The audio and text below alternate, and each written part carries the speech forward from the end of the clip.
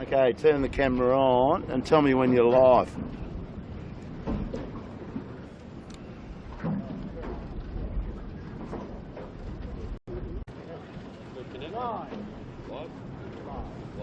Put it in the sack and try and keep the water out of it.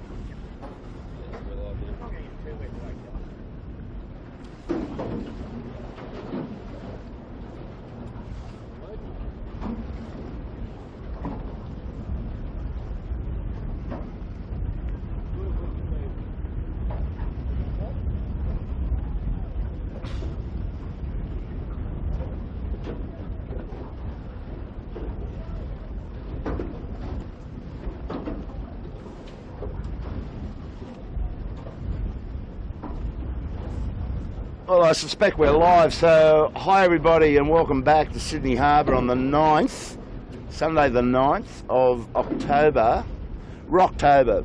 We're calling it Bucko, and also we're calling it Get the Rust Out Sunday. And as you can see, Blake's got the camera on the mighty Royale, and there's plenty of punters on there, so everybody's having a good look at this today, Bucko. Nor'easter, which is a bit bizarre given yesterday's howling 30 knot southerly. What's your call, brother? Well, Kilo, you know, the English had a phrase for these things, equinoctial gales, is what we had yesterday, right? Man, that's new. But it was a good fresh southerly, and but the little high pressure cell has roared past and is now out in the Tasman Sea east of Eden, for those of you with some geographic knowledge of the east coast of Australia.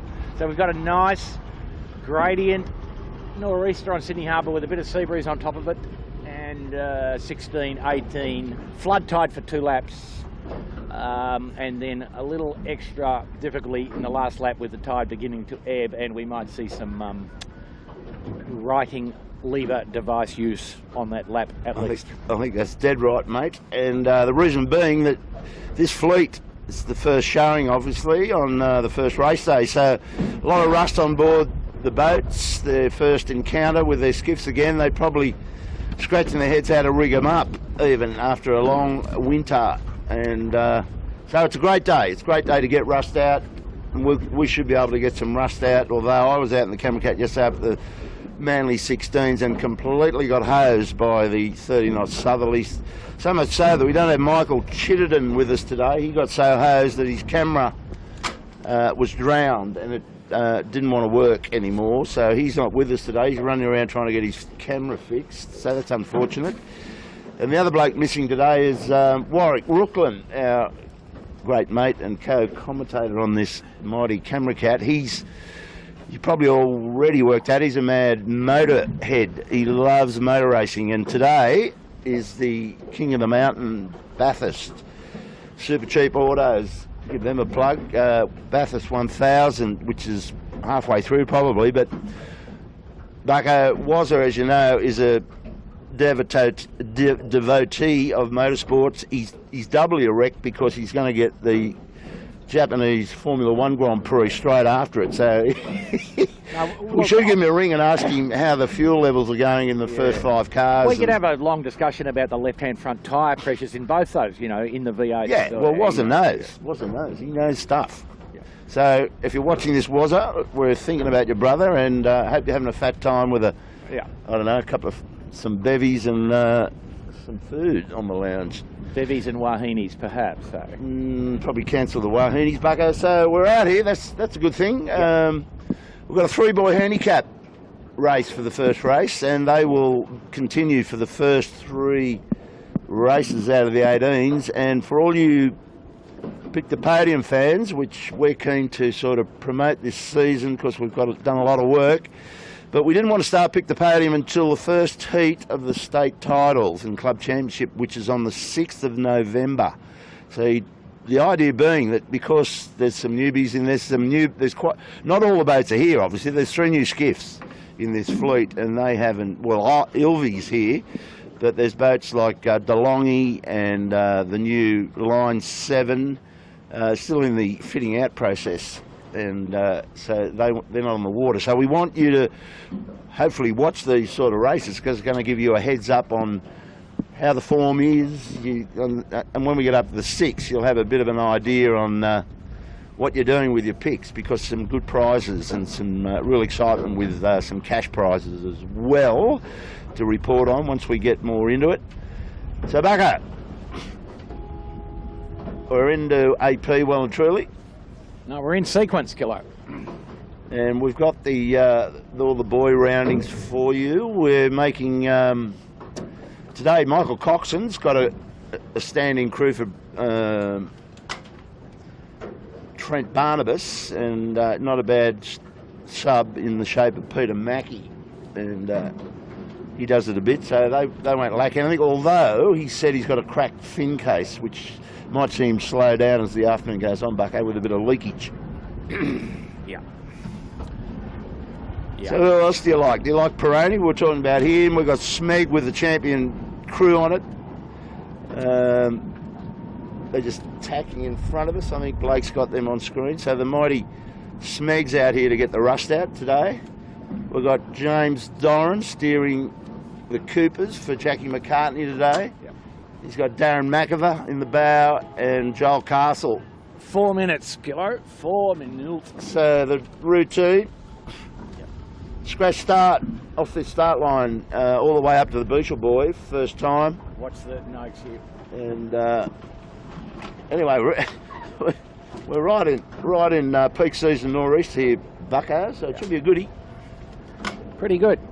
Kilo, you know, I mean, it's always interesting the first race, but we would expect today that the seasoned crews who'd sailed all last year, like Smeg, and perhaps you got a podium. Perhaps Nugs Youth. You got a podium. Why don't you throw a podium together for us? Help the fans at home see what the brains trust on the camera cat can pull out of the Well, I'll give you 4 boats. Okay. Smeg, Peroni, Dragon Famish, and Nugs Youth. Yeah, well, Ashland Rooklyn is starting to work on a really good little outfit for this season. He's got, Reese Mara, great mate of his, and he's agreed to come and help the Nakes Youth this year. And who else is on that boat, Bucko? In the bow, I think. Is Reese in the bow, or is he on the sheet? Reese on the sheet, Ben Robertson in the bow. But yeah, I mean, they finished last year in pretty good shape, and it's if you're going to contend, you know, the thought is that you contend from, you know, the very first race, and today's a good test. The water's not too rough, you know, wind speed just nice, second rig breeze, not too strenuous, but testing enough. 10-4 on that. And with these new crews that haven't done much 18-foot skiff sailing, they've done a lot of dinghy sailing that have stepped up, and good on them to come and get some youth development in this fleet. They could be in for an interesting day, particularly later in the race when you said that tide's going to turn back on the Bearaway up at Sound Pigs, Bushel Boy. So this course, just to refresh, is off the line here. Bushel Boy shoots on over to run down to Shark Island, jibe the show there, and back to Clark Island is one lap, and then they go straight up to Bushel Boy, straight down, sausage leg, straight back up, shoots on again to Shark Island, and dash for cash the finish. And all those handicaps we'll give you the 3-boy mark roundings. These handicaps unwind as the race progresses up at the top end of the course at the Bushel Boy, and that usually sorts everybody's minds out as far as if you're a back marker like Peroni today, I like, because he's on a good solid 7 minutes or thereabouts. He could be right up amongst the scratch end of this fleet and go around a very short mark, which you'll see if that happens. Yeah, you'd expect that he will be in contention, you know, and inside a minute. The thing today, yeah, we're in the last minute. We've got about 40 seconds now to the start. Flood tide starting at leeward end, not quite so critical. And you see that Dragon Famish is using that option, and the Smeg starting at the top end, the committee boat end. And, you know, the Smeg guys will be pretty confident about their speed and height. And with about 15 seconds to go, they're all shooting in. And it looks like it'll be a clean start. But plenty of bias on the line, so the leeward end does look pretty good. And the breeze perhaps a little in the left.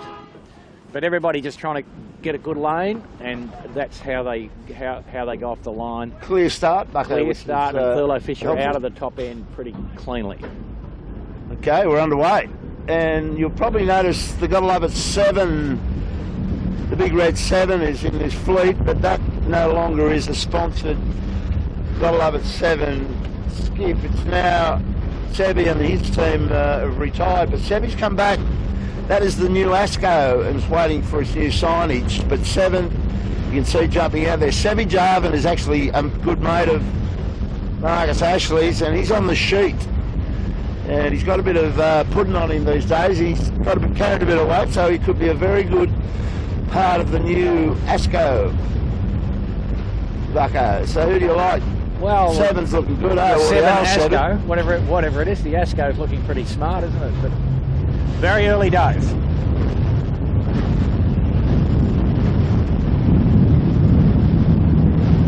Wow.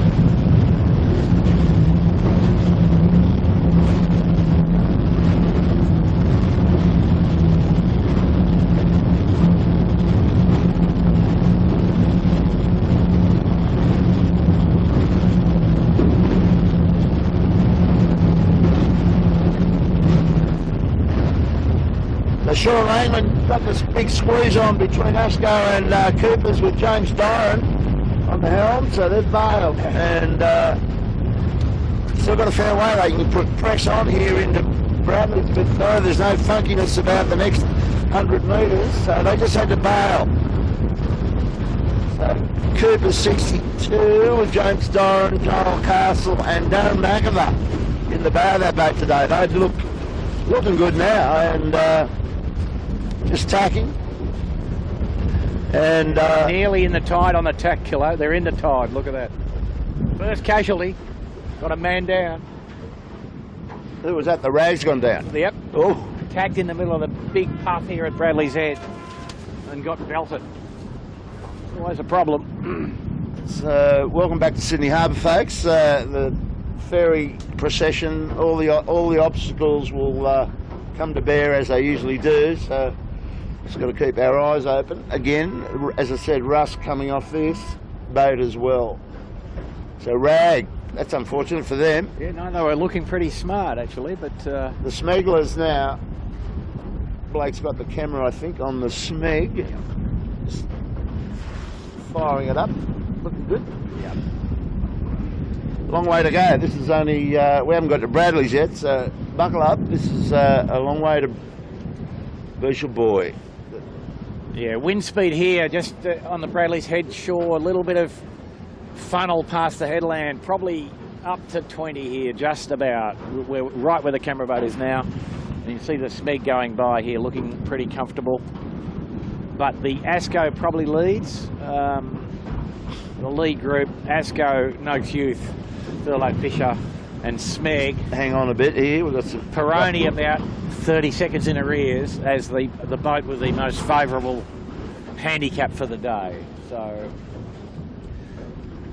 watching young Ash Rookland's Noakes Youth go hurtling past Appliances Online, who... No David Witt in sight yet, of course. That's too early for him to turn up. He's up in Hong Kong somewhere. Scallywag project, but Mick Lane has got a light crew with Tommy Clout and Tom Anderson, so they've elected to put a reef in, and they've got a storm jib on that thing, which is taking everything way out of the normal setup for these sorts of days, but their weight, or lack of it, dictated that call, but it's not going that fast because young Noakes Youth Ashland just smoked past them. The other boat that's of interest of mine, Bucko, is Triple M. James Ward and his group, young Colts, that started last year and did a good job on the mojo of taking over the Triple M. John Sweeney retired out of that program, so James Ward's got the opportunity to sail one of the prettiest boats, or dramatic looking signage, boats in this fleet. This is just 1 year old coming into her second year, so it'll be interesting to see how they perform today, given their rust and how much they've got. So we just saw Smeg across us here on starboard, going to the favoured left side of the course, out of the flood tide as well.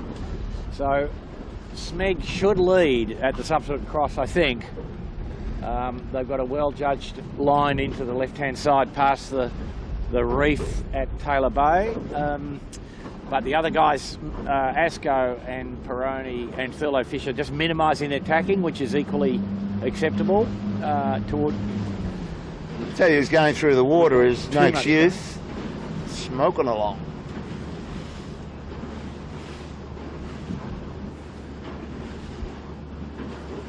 Well, both those boats look, you know, pretty sorted, both the Noakes boats, and as we said in the lead-up, the Noakes Youth made a pretty good fist of the second half of last season, and will have gained a lot of confidence from the results that they had in the Gildan and subsequently.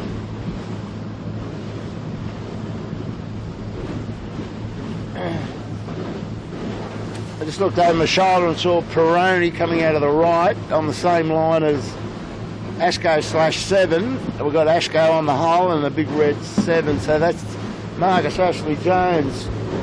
And he's got his bow down, Bucko, but he's still, I think he's probably going to cross the mine anyway. I don't know what you think, but I think he's got the better of Smeg. Smeg's out of the tide a bit, which will help him. They normally get a nice little lift out of tails, don't they, in this breeze? Yeah, there's plenty of left-hand bend in this breeze typically this kind of day. And the tide, you know, is probably negative here for these guys at about 3/4 of a knot. So the Asco's been in that for, you know, a few minutes longer. And but it's a bit of a drag race, as you know, Kilo. So the fast boat comes out in front, but the Smeg's still plugging hard in, and nice smooth water in there as well. So you can come out, it's easy to tack in there because there's no wind roughness if you go to the right place, and there's no water roughness, so no execution problems in the corner. Whereas the tack on the shore over at Clark Island, Shark Island, these guys had to execute quite a bit more difficult, even in the flood tide. So we see the Smeg tacks, and looks like the Asco will lead at this stage. Yeah, I think he's pretty. The Smeg clearly in second, comfortably in second.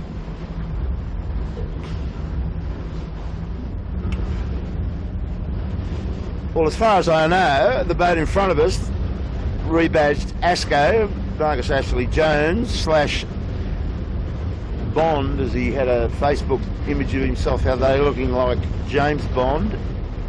Bit of backstory on that, but this has got to love its 7 for all intents and purposes, so it is quick, bro. It's showing all those signs right now. Going through the water like a doll. Yeah. But you would expect that Smeg might be a little faster downwind, the Smeg without a reef in the main, and the Asco with a reef in the main. So it's a long way down the middle on that square run, Kilo.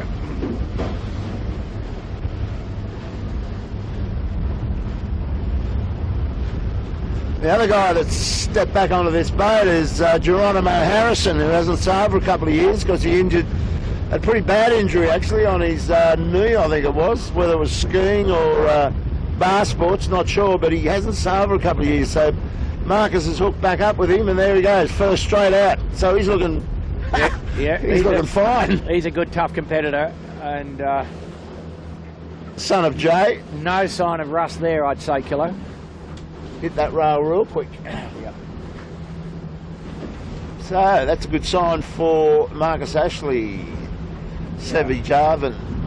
And you know, Kilo, I think if we recall last year, Marcus seemed to be able to lead the race for periods of time, but fairly often would wheels would fall off, find some pothole to fall into in the last lap or so. So You just don't know. I mean, Sevi would bring a lot of stabilising influence to that, and Sevi should have a pile of experience, yeah? yeah. So that's what we're looking at. We're just under a halfway up to the Boucher boy. Got Asco /7 you're looking at. It's got him covered at the moment, and Coco probably third, Smegler's second, Johnny winning. These guys still pressing on over the northern shore behind us, but it's got the camera on this particular boat, and we've got a Manly ferry the coming Asco down. might tack here, Kilo. The incoming ferry from Manly is going to be a little problem, but they're actually just choosing to perhaps just lose cover. I'm not sure, but conventionally we'd be hard against the western shore here. Well, that's his competition right now, isn't it? Smeg and Thurler. So he's made a decision not to go the other side of the ferry, which is going towards the city, and just stand on and gauge himself against the Smeg. I just looked over my shoulder. If you come round, Blake, right round to your left, you've got John Winning's Yandu coming off out of just before Chowder, and he's on a nice little slant there. He's gauge off these boats. He's not looking too shabby, so he'll be in the mix, although he's handicapped. He goes around a blue mark the first time. You got the mark around his bucko on your laptop there? Should do. Yeah, and do that a bit. John Winning, we know him. I think he's on 1 minute, so I'm thinking he goes blue, white, white, from my recollection. So he's got a shortcut the first time. Smeg is on scratch, so he's got to go all the way to the white mark. Whereas Marcus Ashley goes blue, I think. So our leader on the racecourse is Asco /7, and he's going around a shortcut. Now, here's something interesting. This is how close it's getting at the top. So Smeg's hauled into them, has he? So Smeg's made a pretty significant gain there against the Asco, in about 3 minutes of sailing. The Smeg's gained perhaps 15 seconds or something like that. And they're now going to what we would regard as the traditionally correct side, if we can call it that, of the course.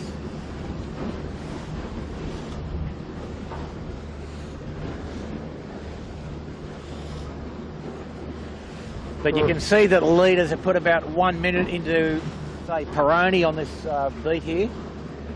And the Smeg can't stand the pinching match there, so they've tacked away. But you see that the Yandu, who did go the conventional route hard left, has come out okay, and the Yandu is in contention. And Kilo, I think here we should mention that the retirement from this class of two of the all-time stalwarts in Jimmy Beck and Noddy Hay, who've left the employ, if we can call it that, of John Winning. And, both marvellous characters and pretty good yachtsmen and athletes. And well, he's got Cam McDonald on the sheet. So so John's recruited Cam McDonald. Knows plenty about any sort of skiff. And I read where Matty Walk was going to actually go to the bow on that. Now, Matty is a hell of a sportsman and a very capable foreigner. So if Woody's got him in the bow, he'd be a very happy man, and not a bad little team to replace Becky and Noddy Hay with. Yeah, but today on that boat, Mike Kennedy's filling in because Matty's not around. So Mike Kennedy's an entirely capable chap, former 12-footer sailor primarily. So, I'm just looking at the first turn marks coming up pretty quickly now, Bucko. We've got a red mark is the closest mark for these longer handicaps, and the blue mark is not a blue mark today, it's actually an orange mark, Bucket, just to confuse us. So well, I'm sure the boys will figure it out. Yeah, the one in the middle is the blue mark, which is orange.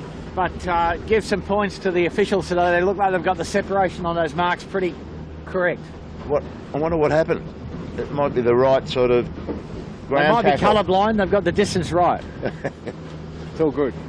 So Michael Coxon is coming out of the left here like a freight train. What is Coco? And I think he's on that orange one, which is the blue one. Yeah.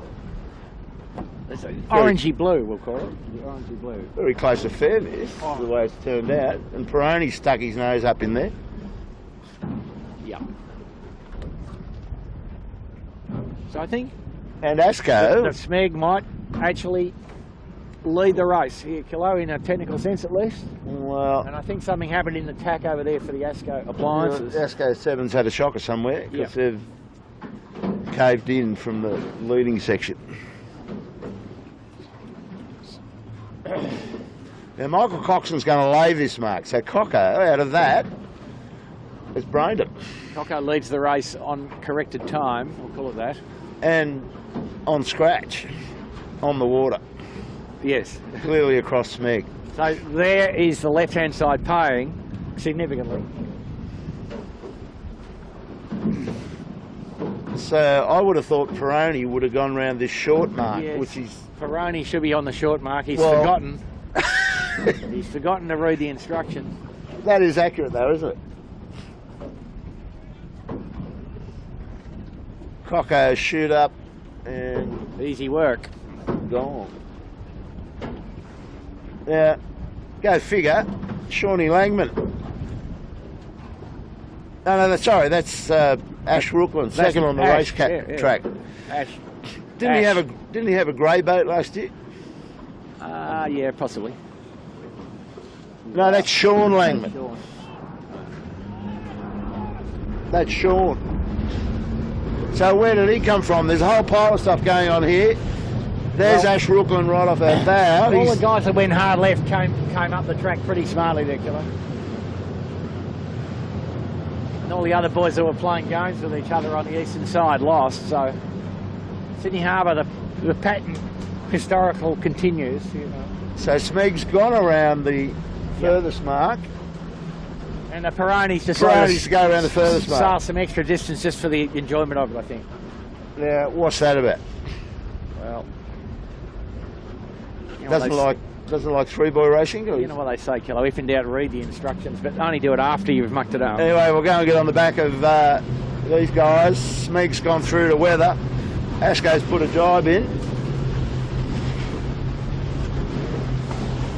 Decided to get out of there. We'll go and chase Smeg. The champions from last year, the JJ champs.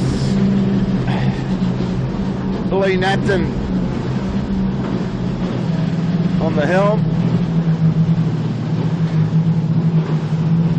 Ricky Bridges and Mike McKenzie on the chute. Ricky sails a 16 on a Saturday normally. But you're having a good look at how these good crews handle these boats. Right there. Jibe coming up.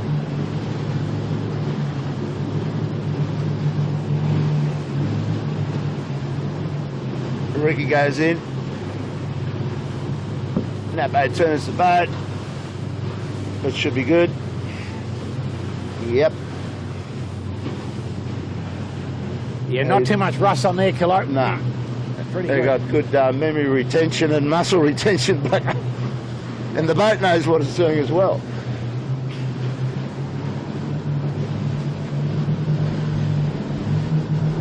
So, plenty going on.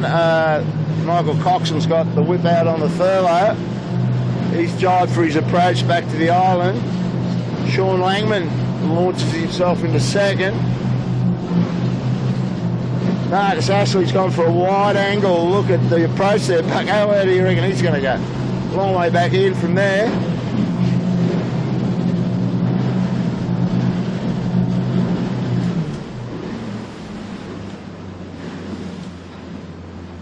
Getting used to the harbour traffic, sir? Yeah, we ain't seen nothing yet, as you know, mate. The starboard just went in the lure of the... Fairly peaceful today, really.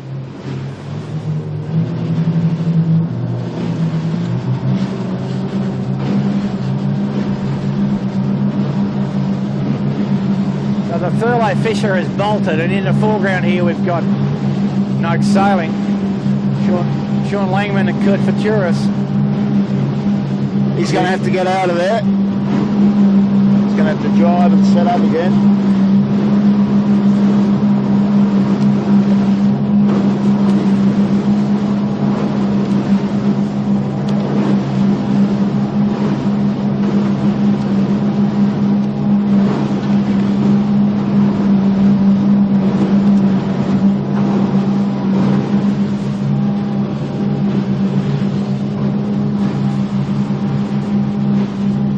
Come round to the front, Blake. You got the mighty Thurlow fully wigged up here and on way and looking comfortable. Flat out trying to catch up to him, but he's probably going to beat us there. Big Peter Mackie, the human counterweight. He's got hands the size of hams, Christmas hams, that boy. Good job, Furler. Straight out of the box. Boat hasn't been sailed since its trip to Fiji, Denarau Island, where he had a good look at the Kiwis again, Bucko. The Yamaha boys got the better of everybody up there, so... Well, as you would expect, perhaps, you know, nobody with local knowledge. Yamaha clearly the fastest boat at the Gilton in the end. But how much wind did they get, Kilo? It was up and down. They had light, they had some freshy stuff. Cockos, as we were talking about it before, found a reef to run into and he split his fin case up a bit, so he just remembered that today because his wife Peggy is quite pregnant. They're going to produce a new member of their family in January. Saw her in the club today, so there's been a bit on his mind, I'd say. Yandu, Johnny winning. Well, it's a good effort from the Yandu. They weren't great up the beat, and the reef main probably not the right rig for the day, so interesting to see. And Asco out of that wide angle back. Perfect lay line from perfect the Asco. lay line, it must have been. Call it a perfect lay line, Kilo. No mucking around in there at Nielsen Park, and on the header on starboard, on the header on starboard, and then on the header on port. So, same old story. Quite light here. It is. Yeah, the Smegs suffered a bit there. Got in too close, which seemed to me. So, but the Thurlow's gone, and there's plenty of north in it, so an early jibe won't kill anybody here. And you'll see that Noakes Youth here is going to jibe inside Smeg. Smeg's just going to get their air clear in front of Noakes Youth, I think. Yeah, just. So, kind of not quite the order we might have expected, and Thurlow's certainly performing very well. It's gone really quiet there. Yeah, and the breeze has just softened significantly in the corner here. A bit of suppression, a bit of thunderstorm out the back or something, and so quite a bit less wind here, perhaps only 14 knots in the eastern edge of the course, but we can probably bet it's still blowing up towards 18 at Bradley's Head, 1/3 of the way up the beat. Ashland's just a bit high here, he just couldn't get that little puff that Smeg got there, but they bow down, now they go. Yep, and if you look in the distance we can see, Blake, if you want to come around to the right, we can see now Thurlow map off the course by the wind funneling from Bradley's Head. The Asco in a bit of trouble down there, Kilo. Well. They've got into a light patch, nearly capsized the weather. A bit of volatility. Is that some sort of a storm that's that funny cloud pattern? Yeah, thunderstorm out the back, and it bent the breeze a bit and softened it.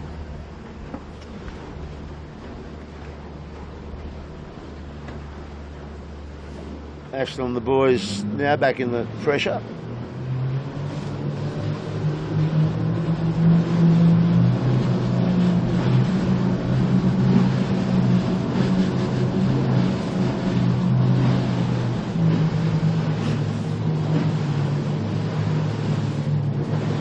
A really tight race between the two Noakes boats. Sean Langman powering away right on the bricks, abreast or to leeward of Noakes Youth. Probably just got his nose in front down there. Yeah, Sean a little bit deep. So the Thurlow's on the win, leads by about nearly 1 minute, in fact.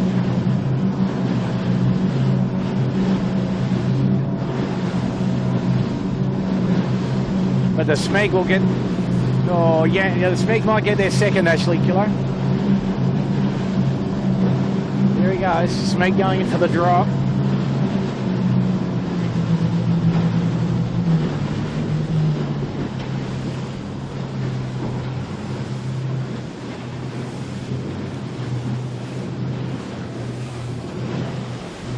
Not too much rush there on Sean's boat. Bowman taking it on his own. Yep, they've all adopted, all the leading boats have adopted that pretty much, so. Ooh, the Asco nearly in the tide there again. Wow. Yep, so the Thurlow leads by just about exactly a minute from Yandu. And Smeg in third. Smeg again. Yep, and the Asco fourth, and plenty of wind here at the bottom though, Bob.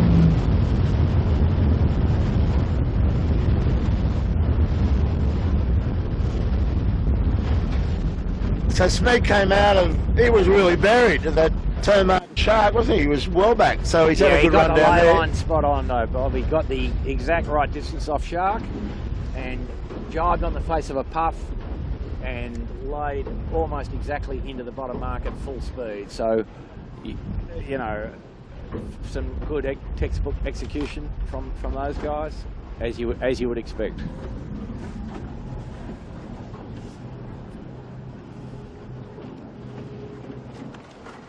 Oh, and some terrible execution here from No that Hughes. was a rush tack. Yeah, in too much of a hurry. Threw it around, it looked like it was happening. See how quickly they get it up.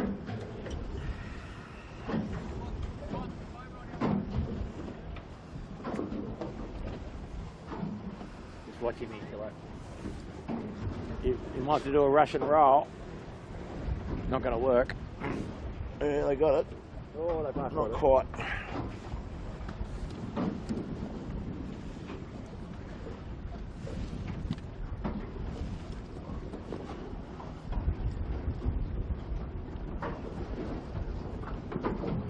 So Bob, breeze actually a little softer than the first speed, eh? Just a bit of suppression from whatever's happening in the thunderstorm. It was a funny patch, wasn't it? Overcast now. Wind down probably 2 knots. So what that probably means is that the guys without reefs in, which are Thurlow Fisher and Smeg, should be able to burn off Yandu and Asco, who have reefs. And the Peroni looking all right despite having travelled a full distance up the beat here, mate. Well, if he wants to sail off scratch, he's only got to compare that with the Smeglers, who are way further forward. So maybe you have to sail to your handicap sometimes. Maybe. Read the instructions, perhaps, you think. Yeah. I think the next years might be there for some little time.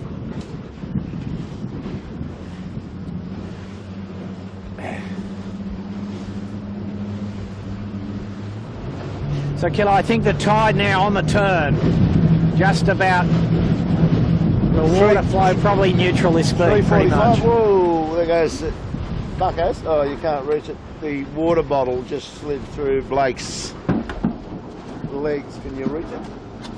Might be come in handy. Good boy.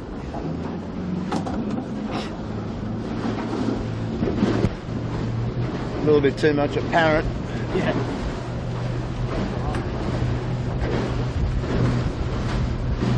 Noticed Triple M a little bit behind the pack there. They must have been on the riding lever, and I think Cooper's Rag and Famish must have had another one. They're well back. Yeah, I think the Cooper 62's had a bit more bother at some stage there. Well, you know, the thing that's pretty remarkable about, I find from my experience, when I started sailing 18s, the Mighty Harold's place, coming out of the 16 class, mind you, that's a fair while ago, and we used to be forehand in those days, but got the invitation to go back and sail in the Botany Bay Championship or something like that in a 16-foot skiff, and we thought the 16s were dead easy to sail in wind, so we put more sails on them, you know, bigger mainsail, and we got pounded. It's just so different to be sailing, you know, 3 strings on one of these boats and go back to 2 strings on a 16. I found it difficult, but Doro, who won yesterday on fire stopping, straight back into a 3-string modern 18. Mind you, he's had a couple of capsizes, bugger. What's your advice there, brother? Would you swapping classes in 2 days? Nah, the 16's too hard to sail anyway for me. But no, I mean, they're quite different boats. You know, these boats, high riding moment, 16-footer, no riding moment to speak of at all. And the 16, infinitely fiddly. The rig has to be continually reset on a puff-by-puff basis. And so you see them adjusting, you know, the Cunningham eye and the bang and the jib sheeting every puff and every lull. Whereas these boats, you just kind of bowling her in and off you go. So hats off to the guys that can do it. But yeah, I agree. But there's quite a substantial difference between the 2 classes. Well, we're just doing Nick Daly a big favour here so he can have a bit of a look at his setup. You like these sails, Bucko? This is Michael Carter gets a bit involved in this design, doesn't he? Looks pretty good, and you can see that they're not having trouble through the through the gust sequence, steering the boat around a little bit. But you know, they've got nice main twists. Ahead of the main's appropriately bladed, and they're looking pretty comfortable really. The breeze just filling back in on this left edge, so back up to about 16 here now. So a bit of 12 over near the jibe mark, and probably about 16 on the left edge at Bradley's Head. Just looking over my shoulder, Bucko, right across to the east there, they've got their bows up. 7 ASCO / whatever it is, ASCO hull, 7 mainsail, and John Winnie, who were 2nd and 3rd, I think, have got their bows right up, whereas something weird going on out here today, mate. Yeah, but conversely, we'll have a look over to the left, and that's not where our camera's shooting. He's got his bow right up. But he's, so the breeze is, there's probably 20 degrees difference in the compass wind direction on the 2 sides of the harbour. And I think I'd like to be on the left though, Kilo. We go and have a look at the mighty Smeg.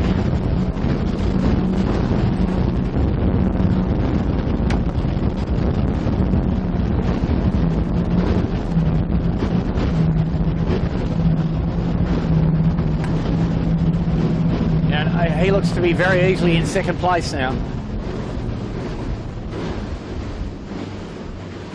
So where's our leader, Mr. Coxon? Oh, he's straight across in Smeg's line now, right across on he's Steel a minute, Point.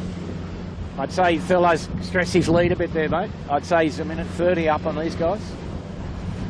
And Smeg's through to 2nd by the look of this. Yeah. And you'd expect Yandu might have struggled a bit with his reef main, but he's going all right. But my word.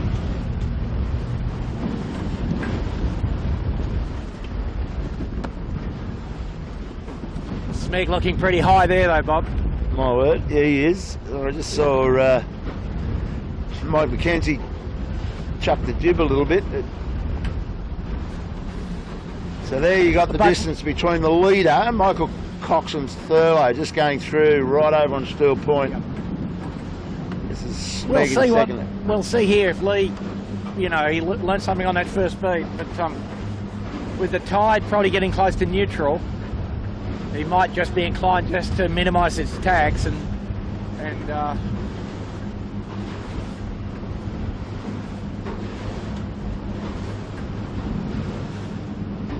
water's still pretty smooth though, so.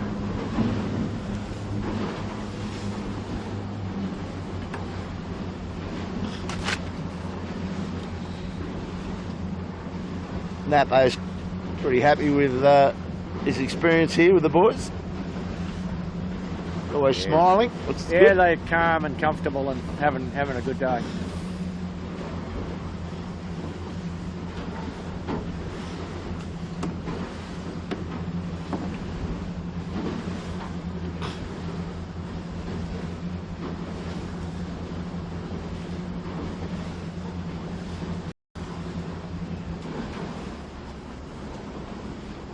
just looks like he's just had to ease the jib a little bit. Got a little bit more wind.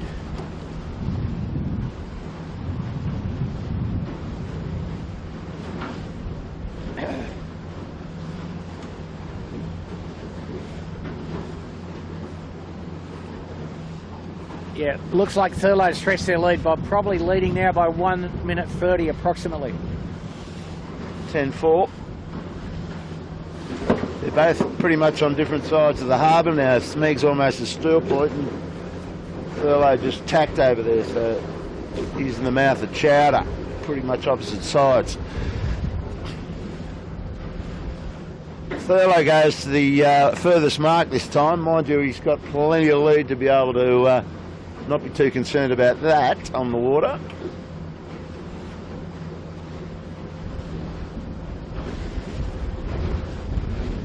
I think Marcus Ashley, Jones, Sevi and Geronimo are around another blue mark, or do they go white this time? You got them, Bugger? On the... Yeah, no, the Asco and company, yes, a blue one. A blue one? Yeah. So,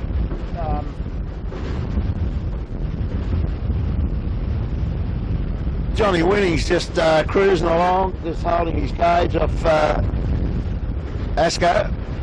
So he's having a good day, enjoying the first run back. Yeah, but the Asco's got a shorter mark this time, so John needs to be... And the Asco nearly in the drink on the tack, Kilo, if you didn't see that over there.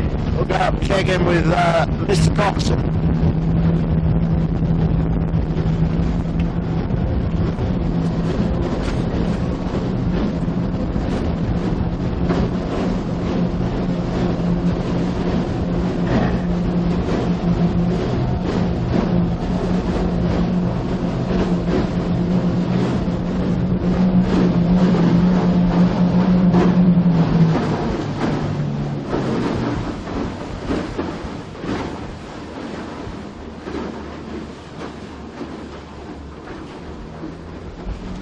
Is our leader, Michael Coxon, Davey O'Connor and Peter Mackey, enjoying their afternoon leading.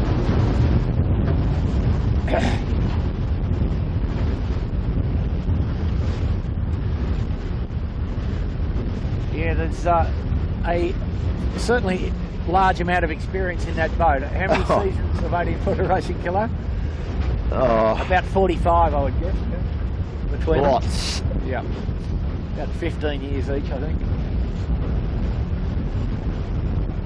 So hopefully our 18-foot skiff fans in New Zealand are watching, I don't know if they're watching the live stream, but they'll get to watch the YouTube replay. So this is one of your main adversaries for JJ. We started up. I'm not sure if they've started racing. It'll be a bit cold. You've got some bad weather going towards Auckland, haven't you, on your prognosis? A major low? Yeah, you know, it looks like the South Island's in for a bit of a pasting sometime early next week. But, we'll see. Tasmanians might take a bit of the sting out of it for you. Tasmania always gets smashed. Yeah. You know, expected wind speeds above 50 knots for some period of time down there, and a good place not to be. So I think, like, just looking at this race, you know, near the halfway point here, the Rust Award so far goes to the Asco. They've looked rusty on everything they've done, unfortunately. Well, he hasn't been on the riding leader though, has he? Indeed, at the bottom there. Oh, he did. Asco, you mean the 7/Asco? That one.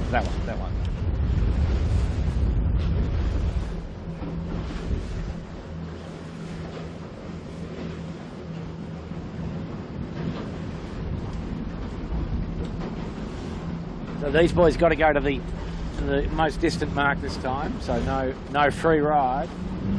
But so does the Smeg.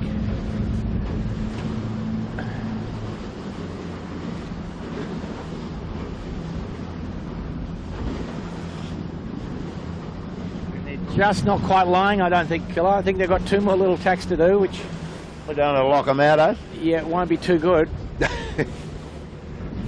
Sure we do. 2 tacks, you know, in these boats, in this wind speed, 2 extra tacks cost something like 20 seconds. So they'll be a bit unhappy with their final approach here, but they've got about 1:30 up their sleeve, so they'll give back perhaps a little bit if the other guy's approach is cleaner. Well, you folks at home, you can see the turn mark. There he goes. They're trying to get to it. Oh, he's close. He might lay. He might lay. Just got a nice he's left got a good lefty there. He's just and got to then hope he's into the header, not laying, not laying. I think he might get... No, he's not going to get there. 2 more tacks. He'll get there. No. He's got a lot of main east. Nah. Too low now. Taking it easy.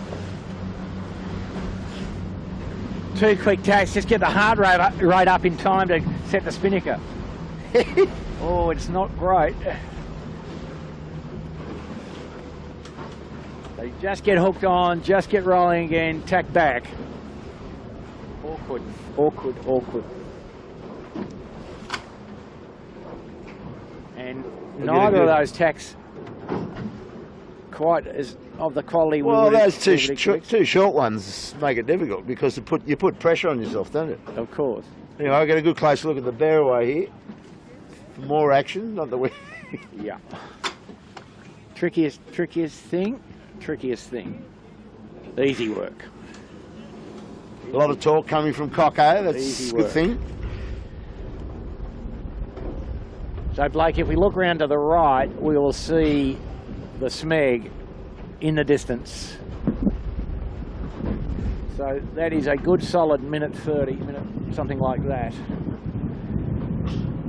And we had anticipated that the Thurlow might have a bit of trouble with the slightly damaged centreboard case, but it doesn't seem to be troubling them at all. Well, we were thinking water ingress to the hull. You don't need water in your boat and these things. So right now they're good. Yep.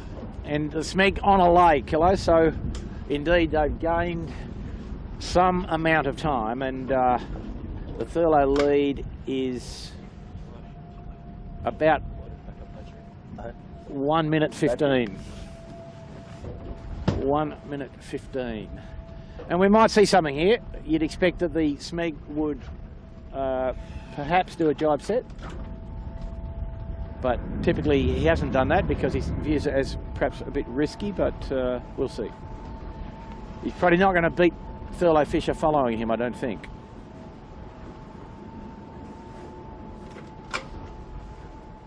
Yep, just a conventional bear away. Yeah. Okay, we just got to do a bit of a battery change here, so stand by. You might, hopefully it'll all go together and it won't affect you, but we've got Blake going to do a quick change on the power to the camera, Bucko. And he just picked up the ASCO /7 ASCO going around the shorter mark today for this lap. And so on the water, Thurlow leads from 7 by about 1 minute, and Smeg third. Smeg jibing away to the western shore for the start of this run now, which...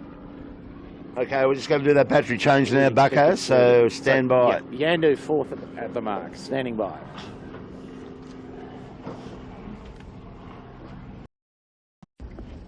Okay, battery change completed, so hopefully we're back in good shape. A bit like Bathurst, mate, going into the pits. Quick pit stop for a bit of petrol, just to top her up. Quick pit stop, indeed. So we see here, Kilo, the Yandu and the Smeg early jibers on the starboard to go to the western side of the harbour for the run, which has, as we've indicated, historically has been the winning pathway. But the Thurlow's quite a long way in front, and I don't see the Yandu being able to make any impression. This is Steve Quigley, I think. Is it? Yeah, it is. It's Steve Quigley and his Colts. Steve Quigley on the old ASCO. The old ASCO. Sorry for the confusion about the sail signage. So they got around. We'll go and have a look at them. See how they're managing, but the Cocko's almost down at the bottom already. So the rest of the fleet seems to have disappeared a bit, Bob. Well, there'd be some of these new crews would be struggling out here. So I saw a few of them on the, as you call it, the riding lever. Yeah. And they'd be having more than one. The slippery riding lever, and the Coopers amongst them, I think, has perhaps had 2 sessions on the riding lever, unfortunately. So this should be Steve Quigley's young colt on the sheet, and Tom Quigley and Sam Ellis on the sheet. I can't remember, what have we got, Bucko, on the...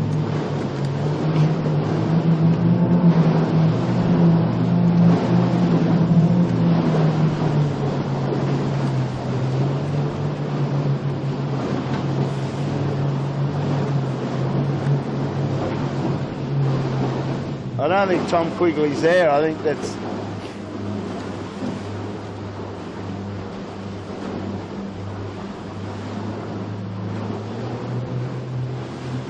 Well, our laptop tells us Steve Quigley, Murray Jones and Sam Ellis in the bow.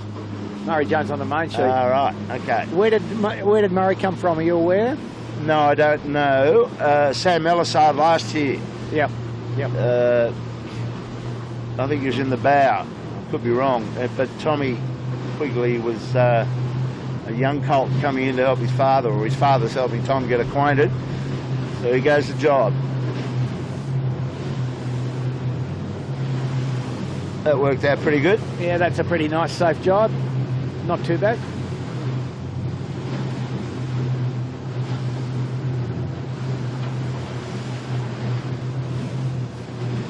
See that corner? So Kilo, the overcast has just burned off again, and now we've got a building wind indeed for the last lap, I think. And the breeze rotating a little pre-frontal rotation here. So the breeze probably around 010 magnetic in the harbour here versus around 030 would be the normal direction. So we see Steve Quigley's boat here. They are nearly straight at the bottom mark from a position off Nielsen Park. Not quite, but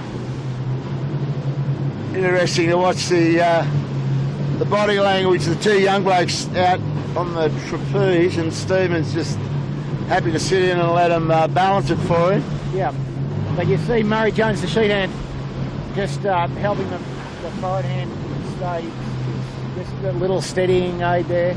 He's a big boy, the sheet hand. You like them like that? You need some of that in these boats. Plenty of muss.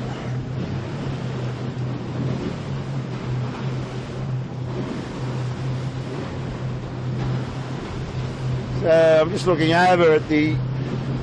I won't bother taking the camera around there, but Ilvy, the other new skiffs, Oliver Hardis have too.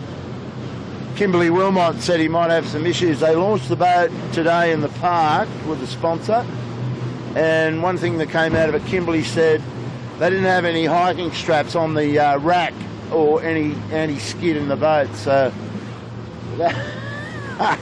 well, what could possibly go wrong? Well, exactly. You need all of those things today. Indeed. Well, these guys getting a nice little gallop down here. They're going quite well.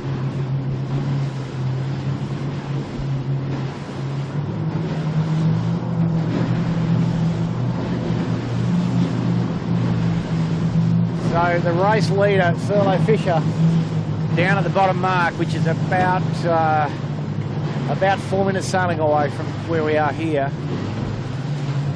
Thurlow dropped successfully.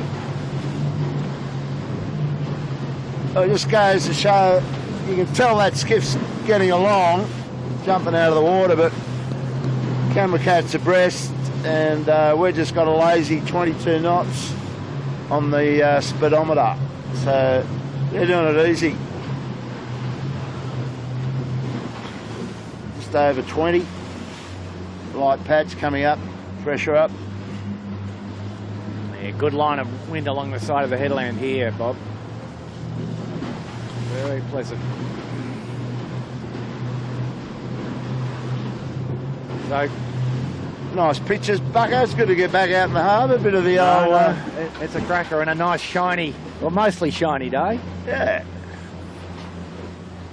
Jibe time on board the Asco. Yeah, nice, nice. So we see, if we look down the harbour, we see the furlough on the wind, and it looks a little bit like the Asco has got in front of the Smeg on the run.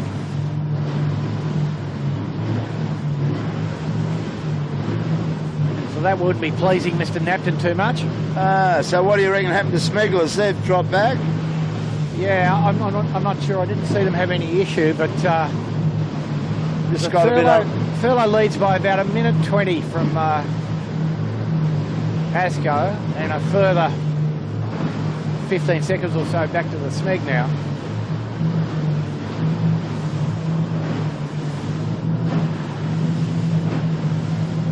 And the furlough early on a port tack here in front of us, caused by the Manly Ferry on that occasion.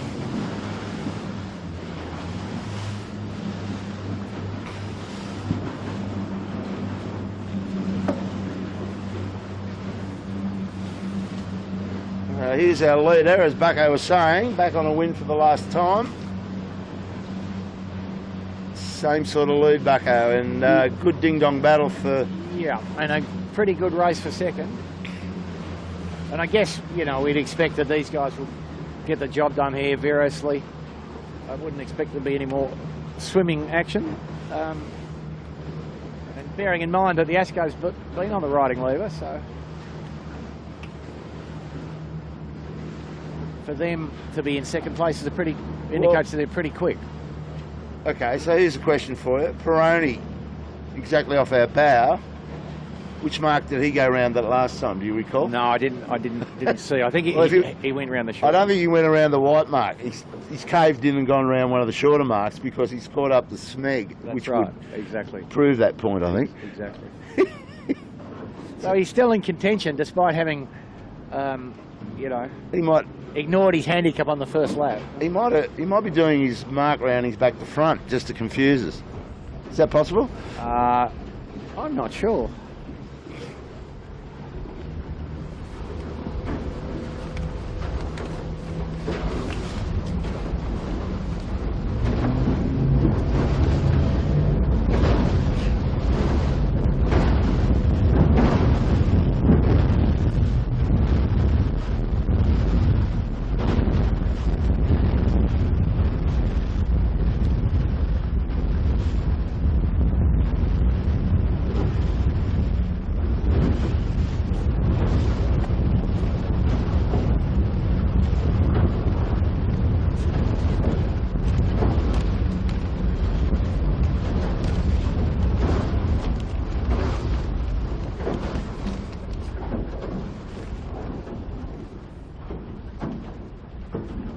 So the Peroni bailing out pretty early, and pretty smart thing to do there because the breeze this far in the north, the interference from Bradley's Head's pretty significant. And as we saw with the Coopers on the first beat, pretty volatile on the hillside behind the headland here. A good place not to go, as we would call it. So, looking over to the right, you've got the two Noakes boats together. Well, they were. But the red Noakes boat trying to in the tide, catch some prawns and doing taking it down. So that was a costly double capsize when we saw them last time down here. They pushed themselves right to the back. So the race in front of us, Thurlow Fisher, Asco /7. We looked at Stephen Quigley's old Asco, which confuses you a bit. But that's the old Gotta Love It 7, which will be the new Asco, and I believe Stephen Quigley's Asco will become the kitchen maker. How's that for a puzzle? How do you get your head around that one? Well, I think what we might see, the Peroni, if they can keep their mind on the job. Could be in for a podium here. I like where Smeg's going, so I think that they will catch up to second. Possibly the left side will now pay significantly. And I don't, you know, Furlow's been pretty conservative. He's got a good lead. He's just minimising his tax on the beat. Water roughness starting to go up, so... Tide be running off now. Yeah, the last beat will be more difficult. And the last run will be more difficult. Okay, so that's what we're looking at. This is the race from Peroni forward.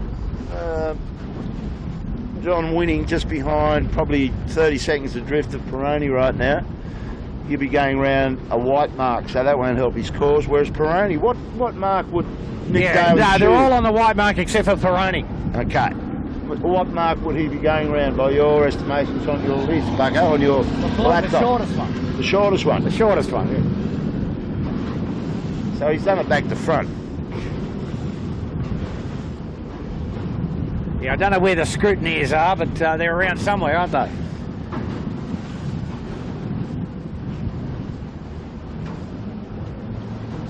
Well, everybody's using up both sides of the harbour here, minimising tax, like I was saying. What do you reckon the wind strength is now, Bucko? 20? 20 canoes?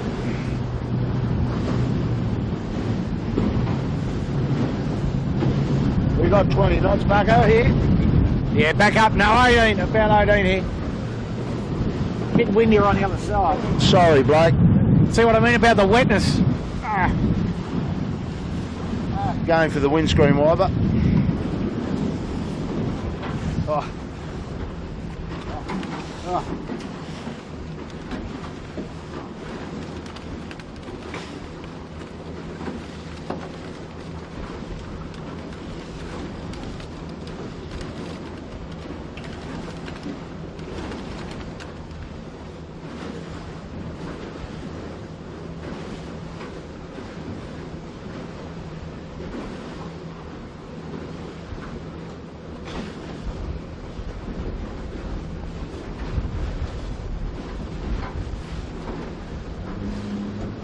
Peroni tax.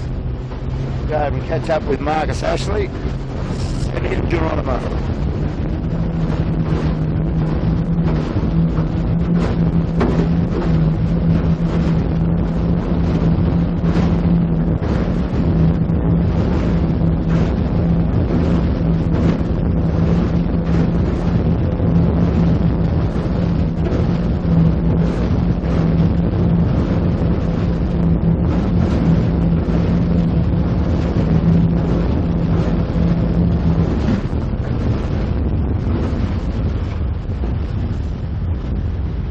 Just sort of a third of the way up the beat here, we see the margin between ASCO 7 and Smeg remains about 20 seconds. Furlow Fisher on the far shore, perhaps given back a little tiny bit, but about 1 minute in the lead, and just parked themselves in a little hole on the left edge. You think Cobb has a, yeah, he's just tacked. Yeah. On the real header. Twisted So it looks like he sailed out the back of the puff there a bit. So you'd say that the ASCO 7 in striking distance now almost, Bob, wouldn't you? You think Cocko's filling up with water, Bucko? It could be, it could be. He's definitely not as fast as he was.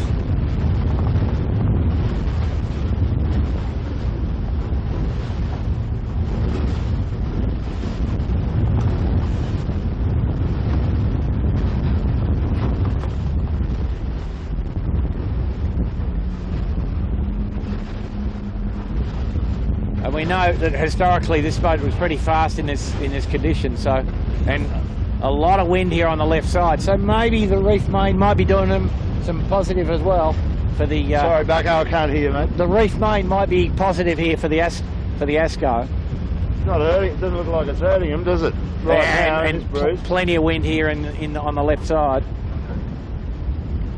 Lots of talk going on that boat. I just see Sevi giving a little bit of information to the team about the tack.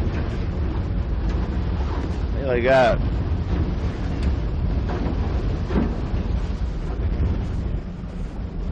So they're up on the hip of Thurlow here, which will be an interesting gauge of performance, see how Thurlow's going, whether he's slowing up or not. Well, and the Smeg's gone hard east, which is a little bit intriguing from paddocks, from my understanding, but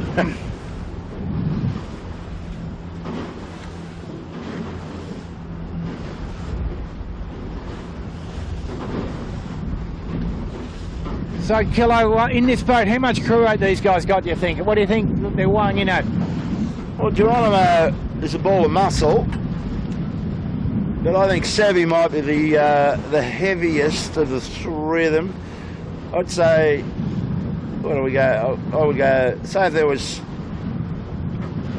Because Marcus is say only there was 3 9s, that's 270, and I'd come 70 back 10. kilos something, yeah? Yeah, I'd say 260 possibly. Yeah. At a guess. Not a bad weight, really.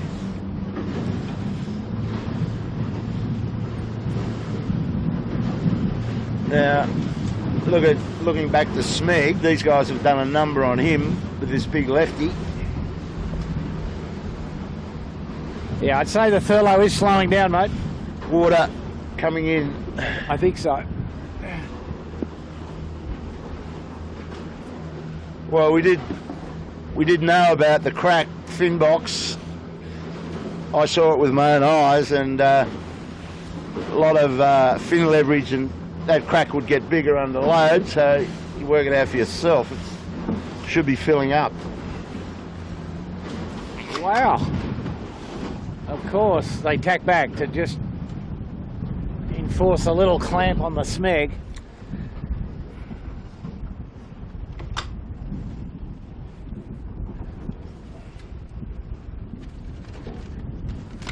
No, the Peroni's too far back, I think, Kilo. So I think it's a race in 3. What we see in front of us here. Well, a lot of golf left yet. Yeah. Still got to get... As ever. As ever. Bit of fatigue, a bit of Mr. Lactic coming to visit, and the water's starting to lump up. Anything can happen. She's never over until the fat lady sings out here. All sorts of things can come into play. Leaky boats, ferries, pleasure craft, lunatics like this boat.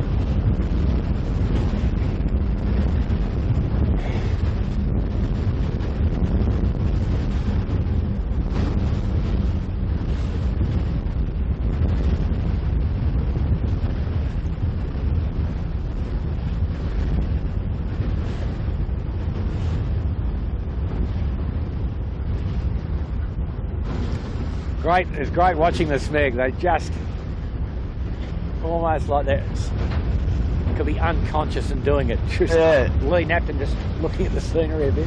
Yeah, it looks easy, doesn't it? They know how to get a groove going, don't they? They set the boat up. It looks like they might cross the Asco here, Kilo. They've just got a better line into this shore, and they will have 2 less tacks to the top mark now because they've laid up to the top corner here. So I think that we might see Smeg get round the top in 2nd place here. And they've gained a good amount there on the Asco. Nice job. Yeah, and they've got the advantage of probably 2 less tacks if they can squeeze up. And with the ebb tide, you'd expect them, with the wind where it is, you expect them to lay to the top mark from the next time they tack. Yeah, I agree. They're going to go right to the bricks here, I would imagine, to make that possible. Yeah. So you see that... Almost. No, you're under the edge of the wind, but there's so much north in it. Have a look where the bow is. Up. And look at the bit of wind that's coming off the shore for them. It's a cracker. It's pretty much in Thurlow's line. Yeah. Almost. Yeah, and Thurlow's overstood, I would suggest. What's that? He's yelling at the little... Oh, the yatchet. At the little yacht. Not going to get much help from him. Oh, yes, he did. Yeah.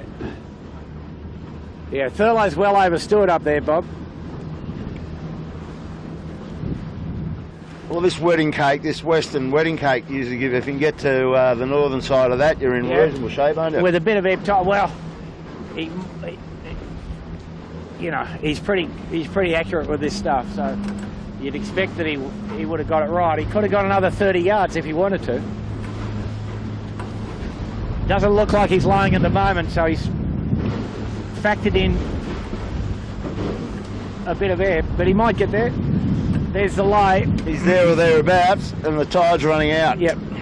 A little bit of ebb, he'll get there. Should do. So the higher appliances coming into screen on the right here is a boat which is a lap behind, so nobody get too concerned about them. And you can see why. Anything Smeg's got here is a block of flats. There's a big block of flats coming down the harbour. He's not going to load, so he should have used up all of the room on the left-hand side.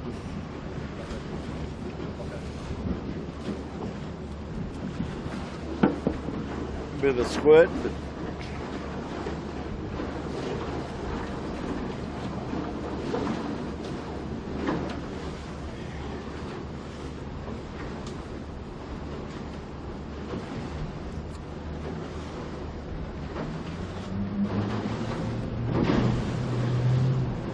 Thurlow around on his way to the judge, or the 2 legs to go, but he's turned his top mark round. Yeah, so the 2 extra tacks will see the Thurlow lead be back up to above 1 minute.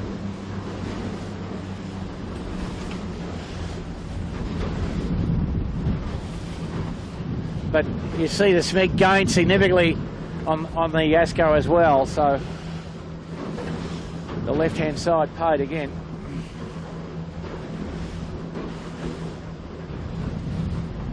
Oh, he's putting the squeeze on it now, mate. He looks pretty good though, doesn't he? Yeah, no, he's going to get there, I think, maybe. Got a good bit of left-hander. Let's get back and show you the line, but yeah, he's no, well he's up now. He's got a big lefty as well. Yep. Fantastic. Incredible. Fortune favours the bold, as they say, Bucko. If you go around the northern side of that wedding cake, Western Channel, yeah. So they give yourself a shot. Thurlow's got a 40-second buffer, and the Asco on the ley line behind us as well. Cruising boat in the way a little bit. That'd be the podium you would expect. You would think so. Failing catastrophe in a capsize. So let's go around now. So Blake's got him. On the short mark too, guys. On the ley line to the windward mark. Ah, so there you go, that shortcut. Yeah. Peroni would be slipping into 3rd at that rate. Yeah, would be 3rd on the racetrack. Pretty ordinary set on the advanced. He's just got to get his shoot on. So we've still got some action here, folks. Yeah, and cruising boat nicely in the way. Good set on the Peroni if they didn't have a little wine glass, but perfect. So Peroni got a shot at the podium. That's what we're seeing. Mighty good. Yeah.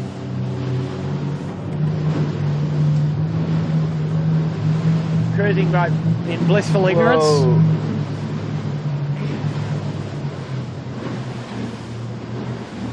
Take a name, Kilo, take a name.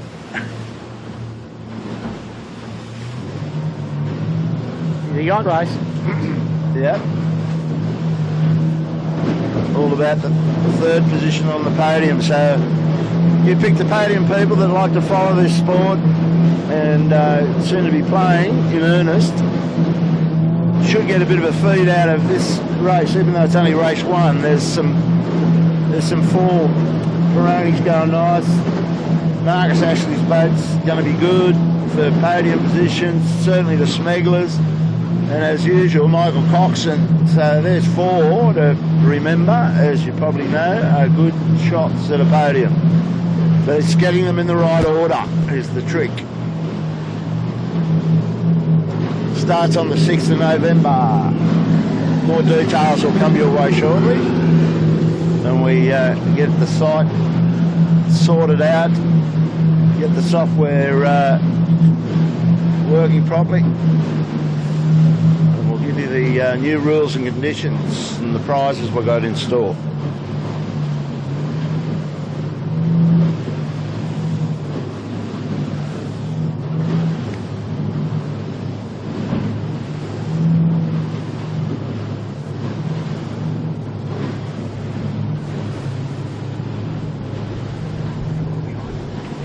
A good look.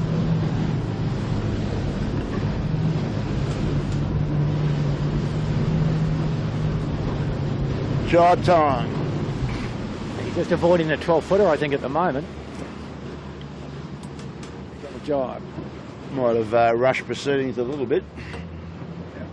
He's good line, good line. Can take all the depth from there, no problem whatsoever.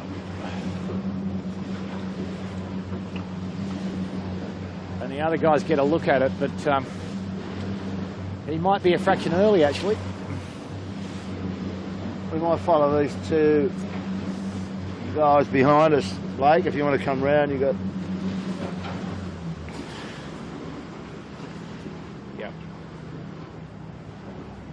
Marcus Ashley versus. Have a look at the Smeg now, Kilo. She's off. Got a good bit of wind. Nick Daly show. But looks to me like Smeg was a little tiny bit early, perhaps. Yeah. Nick Daly's probably in the best spot here. Got no reef in the main, and he can probably get to the jibe mark in front of the Asco, I would expect. Wow, look at the Smeg go now. Wow. Yeah, he's got his bow well and truly down now. Yeah. Anyway, somehow the Asco's squirted along in front of him.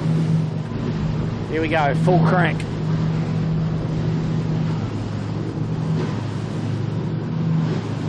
Smeg fully arced in front of these two. Cocker jibe heading for the judge. Go you good thing, Thurler.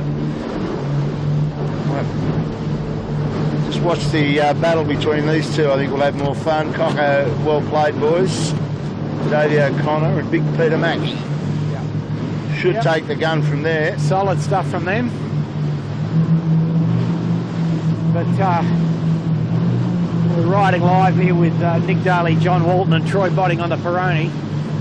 They're hustling along here with a little bit more sail area than Asco. And full of confidence. And probably you'd expect them to be able to execute a little better than Asco, perhaps. With a bit more sail and a bit better execution, they might be able to get third. And an early-ish jibe here, and Smeg's jibe right at the mark, which might not be the best thing to do. Last time, wow, the Smeg nearly in the drink there, Kilo. Wow. A little powerboat wash, nearly undid the Smeg. Should be a good bit of action here. Yep, it's good. It's hot. It's hot. Two pretty good crews. Cocker having to knock it off, Kilo, down the bottom there well, to get to the finish. They're all loaded, so enough north in it that the correct decision is to jibe at the mark. Oh, I don't think Cocko's going to get there with a shoot, but no, he's going to get there with a shoot. On the same line. Had a little rag. Now, not much room for error here, and have a go. The Veroni boys having a shot at the title. Go you good things. And the sevens, the Asco having a bit of trouble with a shoot. Veroni goes through almost. It's close. Asco's got to get their race faces on here. Yeah. The shoot on the Peroni looks a little better than the Asco one for the tight angle. And I think the crew weight advantage goes to the Peroni here, doesn't it, Kilo? Huh? The crew weight advantage goes to the Peroni here. I think there's a bit more grunt there. Yeah, you're right. there's a bit more grunt. You can see it working. You know, Johnny Walton's a big yeah, boy. you can see that working, I think. And Troy's right not here. small. It's a cracker, this leg, isn't it? With it tied up, bit of refraction from the seawall here at Point Piper. And the Prime Minister looking on, possibly. It's a beauty. Oh, it's going to be close. I tell you what, they're still Magic hasn't thrown it away yet. Oh, they've laid the line low here. They have. The line is low, so that's the advantage of Marcus Ashley. He's got the whip out now. Yeah. Geronimo's wringing the neck of that chute. Yeah. Savvy doing a lot of talking. Nah, they're good. Bit of wind Michael there. Coxon already crossed. Smeg over second, so the podium. Wow. Here you go. Here you go. Good stuff, eh? Wow. Oh, Wow. what is this? Wow. What is Wow. this? I'd say that's Peroni. No, they haven't got it. They You reckon? got it just yet. They put their bow down. Yeah, they did. They did.